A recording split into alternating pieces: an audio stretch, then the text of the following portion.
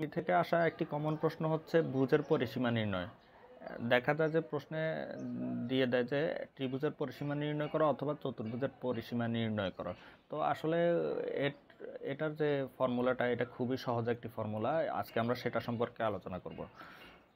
যদি প্রশ্নে বলে যে ত্রিভুজের পরিসীমা নির্ণয় করো, তাহলে আমরা কি করব? আমরা ত্রিভুজের যে তিন বাহু আছে সেটার দৈর্ঘ্যকে যোগ করে দেব। তাহলে আমরা যে যোগফল পাবো সেটাই হচ্ছে ত্রিভুজের পরিসীমা, অর্থাৎ তিন বাহুর দৈর্ঘ্যের সমষ্টি বের করলে আমরা ত্রিভুজের পরিসীমাটা পেয়ে যাব।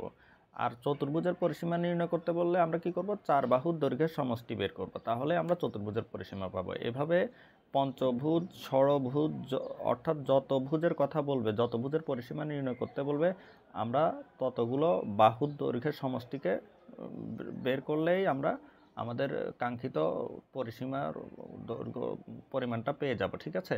তো এইরকম নিত্য নতুন ভিডিও যদি নিয়মিত আমাদের কাছ থেকে পেতে চান, তাহলে আমাদের সুহৃদ এডুকেয়ারের যে ইউটিউব চ্যানেল সেটাতে সাবস্ক্রাইব করে রাখুন এবং ডেসক্রিপশনে বক্সে দেওয়া লিঙ্কে ক্লিক করে আমাদের সুহৃদ এডুকেয়ারের ফেসবুক পেজে লাইক ও ফলো দিয়ে পাশে থাকুন। ধন্যবাদ।